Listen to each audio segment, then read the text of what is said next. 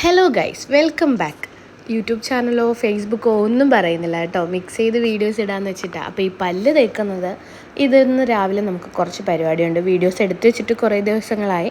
ഇന്നിപ്പോൾ ദാ റെഡിയായി പോകുന്നത് നമ്മുടെ രാധാസിൻ്റെ പുത്തൻ ഷോറൂമിൻ്റെ ഇനാഗുറേഷനാണ് കേട്ടോ. പുതിയ ബിൽഡിങ് 72,000 സ്ക്വയർ ഫീറ്റിലൊരു പടുകൂറ്റൻ ബിൽഡിങ് ഇതാ നമ്മുടെ പുനലൂരിന് വേണ്ടി രാധാസ് പ്രസൻറ്റ് ചെയ്തേക്കാണ്. അങ്ങനെ ലിബിൻ സാറും വന്ന് നമ്മൾ രണ്ടുപേരും കൂടെ ഒരുമിച്ച് പോവുകയാണ്. ഇനി അവിടെ ചെല്ലുമ്പോൾ വേറെ ആൾക്കാരൊക്കെ കണക്ട് ചെയ്യും. നിങ്ങൾക്ക് വഴിയേ വീഡിയോയിൽ കാണാം ആരൊക്കെയാണെന്ന്. അങ്ങനെ ഞങ്ങൾ പുനലൂർ എത്താറായി. പക്ഷെ ഒരു കാര്യം പറയട്ടെ, എൻ്റെ ഇത്രയും ജീവിതത്തിൽ ആദ്യമായിട്ടാണ് പുനലൂർ വൺ വേയിൽ ഞാൻ ഇത്രയും വലിയൊരു ട്രാഫിക് ബ്ലോക്ക് കാണുന്നത് കേട്ടോ.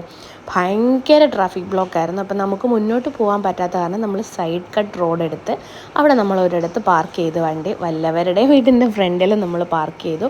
പിന്നെ അവിടെ നിന്ന് പാർക്ക് ചെയ്ത് സേഫാക്കി വണ്ടി ഇട്ടിട്ട് ഞങ്ങൾ അവിടെ നിന്ന് നേരെ നടന്ന് രാധാസിൻ്റെ ഫ്രണ്ടിലെത്തും കേട്ടോ. ഇത് രാധാസിൻ്റെ സൈഡിൽ കൂടി ഒരു കട്ട് റോഡാണ്. അങ്ങനെ നേരെ ഞങ്ങൾ അവിടെ എത്തിയപ്പോഴേക്കിനും ഞങ്ങൾക്ക് രണ്ടുപേർക്കും നല്ല വിശപ്പുണ്ടായിരുന്നു. ഒന്നും കഴിച്ചില്ല. രാവിലെ ഇനി പറയാം ആരാന്ന്, മഞ്ജിമ വിളിച്ചുണർത്തി. അങ്ങനെ വേഗം റെഡി ആയിട്ട് വന്നതാണ്. ഒരു രക്ഷയില്ല എന്ന് പറഞ്ഞു കഴിഞ്ഞാൽ ബിൽഡിങ് ഒരു രക്ഷയില്ല കേട്ടോ. പക്ഷേ നമ്മുടെ എന്താ പറയുക, പഴയ രാധാസിനെക്കാട്ടിലും പുതിയ രാധാസ് വന്നപ്പോൾ ഒരുപാട് സന്തോഷം.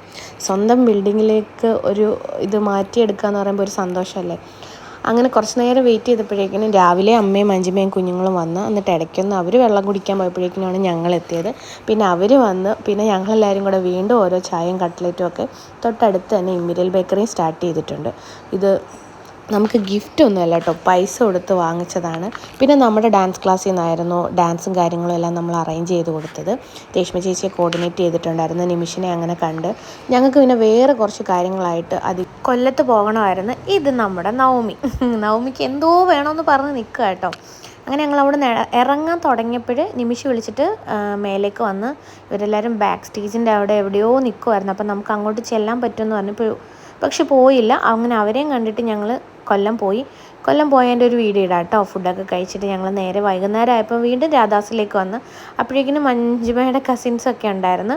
അങ്ങനെ ഞങ്ങളെല്ലാവരും കയറി. ഒരുപാട് വീഡിയോ ഒന്നും എടുക്കാൻ പറ്റിയില്ല. ഒന്നാമത്തെ കാര്യം എൻ്റെ ഫോണിൽ മെമ്മറി കുറവായിരുന്നു. രണ്ടാമത്തെ കാര്യം ഭയങ്കര റഷായിരുന്നു കേട്ടോ. പക്ഷേ ഭയങ്കര അഫോർഡബിളാണ്. രാധാസ് വന്നതിൽ ഒരുപാട്